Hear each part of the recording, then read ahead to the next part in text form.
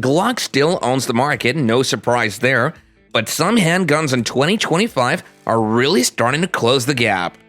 I see them more at the range, on forums, and in holsters, and not just from first-time buyers either. If Glock's your go-to, these are the ones that might actually pull you in another direction. Let's take a look.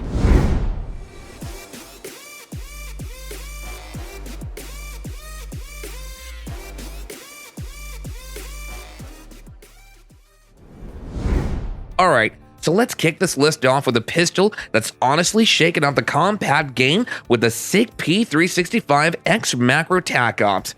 Now I know that some of you might be rolling your eyes, another P365 variant, but hang on, this one's actually different. You're getting 17+1 capacity in a gun that still disappears under a t-shirt, and somehow it doesn't feel like a chunky block in your waistband. The grip module is just right. Not too long, not too fat, and the texture actually works without chewing you up. Trigger, good enough to run fast. Controls, and be ready. And the slides obviously cut for optics. A buddy of mine swapped out his Glock 19 for this and hasn't looked back since then. He says it runs faster, shoots tighter, and carries it easier. And trust me, he's not easy to impress. But there is one downside. If you're a lefty, the Mac release might feel just a bit stubborn, but that's just nitpicking. And there's one gun coming up later that shocked me. Didn't expect to like it at all, but let's stick with the SIG for a sec. Price-wise, it floats around the $750 to $800 range, depending on where you grab it from. Not exactly cheap, but it doesn't feel cheap either. For folks who want Glock-level reliability, but in something slimmer, smoother, and a little more refined, this is one to watch in 2025. Let's shift gears a bit. If you've ever shot the regular MP9, the polymer one, you know it's a solid gun. But this metal version? Damn, it hits different. Just enough weight to calm down recoil, and the grip texture? Yeah, it's aggressive, but not obnoxious. It's just one of those guns that feels locked in the second you grab it. What really sets this one apart is how it shoots. Super flat and fast follow-ups. You're not fighting the muzzle, it just stays where you want it to. And what's wild, you barely see ads for this thing. But here in Texas, I've seen more and more folks picking it up. It's low-key blowing up without the hype. It's low-key blowing up without the hype. Now yes, some folks still prefer the polymer frame for carry, and that's fair, but for home defense or range work, this thing delivers in spades. Most people don't even realize Smith makes a metal frame M&P. It doesn't flex for attention, but once you shoot it, it sticks with you. It's that kind of sleeper. You're looking at around $850 depending on the slight cuts and optic-ready stuff. Not the cheapest, but honestly, it feels like more gun than you're paying for. And hey, do keep watching. There's a pistol later on this list that's getting more buzz than any striker-fired handgun I've seen in years. That one caught me off guard. Next up, we've got the Canic SFX Rival S. I didn't expect to like this one as much as I did, I'll be honest. But once I actually ran it on the range, yep, I started to get the hype. If you've ever shot the polymer version, this one's gonna feel like it's got an upgrade in every direction. The all-metal frame gives it just enough weight to eat recoil, and that trigger, it's kinda good, but with a little more control. I've seen it win matches, but also sit on people's nightstands. It's versatile, and it's creeping into conversations where Glocks usually dominate. Now sure, it's heavier than what most people carry. I'm gonna catch some heat for even saying it's EDC able, but if you like fast follow-up shots and hate muzzle flips, this one absolutely punches above its price. It's sitting around $850, but honestly feels like a $1,200 gun. Canic fans already know, and if you don't, just wait, there's another gun coming up that might just steal 2025. Now here's one that doesn't get talked about much, and maybe that's a good thing. The Ruger Max 9. It's not the kind of gun folks show off, but it's still holding its own in 2025. For under $400, You're getting a micro compact that's red dot ready, runs clean, and doesn't feel like it's falling apart after 100 rounds. That's more than I can say for some guns that cost twice as much.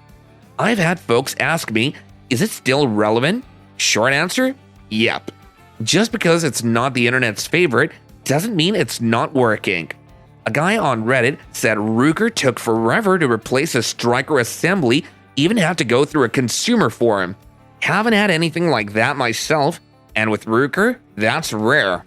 Could have been a lemon also, you just never know with Reddit. Anyway, recoil's easy to handle, the trigger doesn't try too hard, but gets the job done, and they didn't skip out on options. You can go with or without a manual safety, depending how you like to carry. Look, it's not built for competition, but if you want something that just vanishes inside a waistband and still hits where you're aiming, the Max 9's worth a second look. Last I checked, you could find one around $379 with the slide already cut for a red dot. That's pretty tough to beat for what it offers. It's not trying to win popularity contests, and maybe that's what makes it stand out. Stick around though, one of the guns coming up, barely anyone's carrying it right now, but I've got a feeling that's about to change. Okay, here's one that genuinely caught me off guard, the FN Reflex. From the SCAR to the 509, FN's got a solid rep for duty guns, but when they dropped this little micro compact, I wasn't sure what to think. But then I actually shot it. Man, the recoil's way more manageable than I expected, and for a gun this size, it doesn't just feel empty or twitchy like a lot of other micro 9s. There's something about how this thing tracks that just feels right. But honestly, it still can't beat Glock. Now, FN doesn't really do hype. No flashy launches, no influencer overload. But this thing, it's getting more carry time lately than I ever thought it would. Slim, red dot ready, optics cut, and that flat-faced trigger is actually decent. Not mushy, not gritty, just predictable. Price-wise, you're looking around $499 to $599 depending on the setup. That's competitive, and honestly, in 2025, this is one of those guns that might actually steal some spotlight. If the Hellcat and P365 had a cousin with FN's DNA and better manners, it'd be this. And just wait, the next pick? That one made me actually rethink my Glock 19 carry. This one actually did make me rethink my Glock 19 carry. It's the Shadow Systems MR920. Now sure, it's not on every store shelf, but in 2025, it's gaining real ground with folks who shoot often and know what they're looking for. The frame feels more natural in the hand. Grip texture's actually useful, not overdone. Triggers flat and crisp, and the slides durations, real grip, not just for looks. It runs on Glock mags, Glock guts, but everything you'd normally upgrade, already done for you. And here's the thing, I'm starting to see more of these show up at the range. Not viral hype, just serious carry guns for folks who've already been through the Glock phase and want something with more thought behind it. Price-wise, yep, it's up there. You're looking at $850 to $950 depending on setup. But in 2025, this is one of those picks that's quietly stacking up more fans than people realize. If we're talking about handguns dominating 2025 right behind Glock, this one's not a mass market king, but it's absolutely rising with the folks who've put rounds downrange. Stick around though. Next up is a full size that's been getting more attention than any striker-fired gun I've seen this year. You know what's wild? Hardly anyone talks about this one, the Eric's Delta Gen 2M. And yet, it keeps showing up. Not on billboards or YouTube ads, but in holsters, range bags, and forums from folks who actually shoot. Once I picked one up thinking it'd just be another Glock alternative, but it didn't feel like that at all. It's slimmer, lighter, more refined in the hand, and more refined in the hand. The ergonomics are on point, the trigger's got a solid break with a short reset, no overhype, just works. The slide cuts are aggressive, and the grip texture is enough to hold on tight without tearing your skin off. Nothing feels cheap here, even though the price says otherwise. Now, it doesn't come with the brand recognition, but the reliability?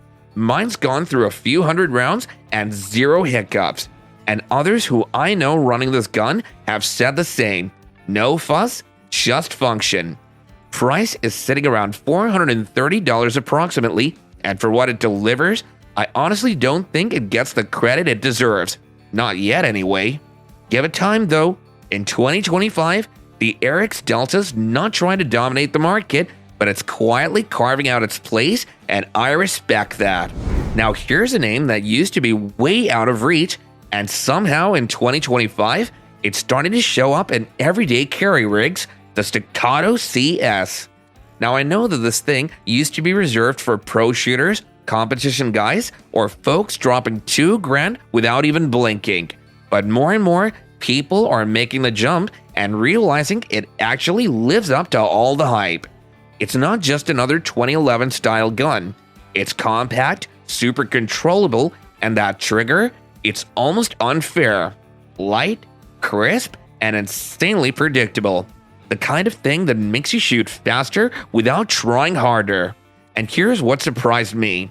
Despite being built like a race gun, it still carries well. Slim profile, no crazy weight, and it disappears better than you'd expect for a double stack. One of my buddies, let's call him Mitch for now, swapped his P365 XL for the CS last fall. I thought he was nuts, to be honest, but a couple of range sessions later, I got it. That gun just sticks to your hand. The downside? Yep, the price. You're looking at around $2,099 depending on the model and finish. Pretty rich for the regular guys, huh? Just remember though, good things always come with a price, but for folks who shoot a lot or carry every day, the CS has been eating into Glock and SIG territory more than I thought it would. 2025 might just be the year it stops being a niche pistol and starts showing up in holsters all across the board. Stick around, because the next one, we're going from premium to ultra practical, and this next one's been climbing real fast. Now let's bring it back down to earth for a second with something that's pretty cheap though, but still punches above its weight. The Taurus GX4 XL. Now look, I've had a rocky history with Taurus. I had a G3C a while back, and I'll be honest, it jammed on me more times than I even care to count. Light strikes, feeding issues, even a trigger reset problem once, and I wasn't the only one. A few of my own buddies gave up on theirs after a couple of range sessions, and even our subscribers also complained about this gun. It's just one of those that just looks the part, but just didn't show up when it counted. But the GX4 XL? A whole different story. This thing feels like Taurus actually sat down, listened, and got serious. It's slim, it's red dot ready, and it runs smoother than you'd expect, especially at this price point. That longer slide helps tame the recoil, and it tracks flat without jumping all over the place. The trigger's nothing crazy to write home about, but it's solid and consistent. And you're looking at under $350 with features some $600 guns still don't offer. I ran into a guy at the range, said he was 800 rounds deep with his GX4 XL and hadn't had a single failure. That's the kind of thing I used to hear about Glocks, not Tauruses. But lo and behold, here we are. So yep, if you're thinking Taurus just means cheap and unreliable, I totally get you. The G3C absolutely didn't do them any favors, but the GX4 XL might just be the redemption story nobody saw coming. Now hang tight, you guys.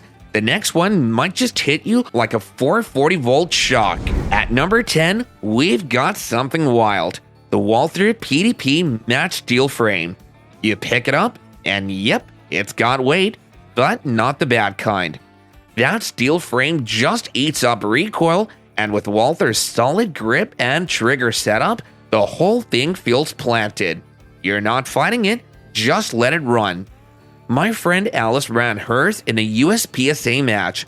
Things stayed flat the whole time. She said it made her old carry gun feel like a squirt gun. It's not cheap though, as it's around $1,400 give or take depending on the model, But for what it is, that's fair. Most folks have never even seen one at the range, let alone shot it. Meanwhile, they're out here chasing hype guns. This one, it's already putting in the work, and it might just be the most quietly dominating carry pistol of 2025. So guys, that's all I got for you in this one. Some of these are starting to pop up more in real-world carry, and a few of them, I wouldn't be surprised if they start out selling a few Glocks this year. Now let me know in the comments what you're carrying or keeping an eye on. I read through some of them, and I always end up adding something to my list. Appreciate you guys watching. My name's Steve, and I'll see you in the next one.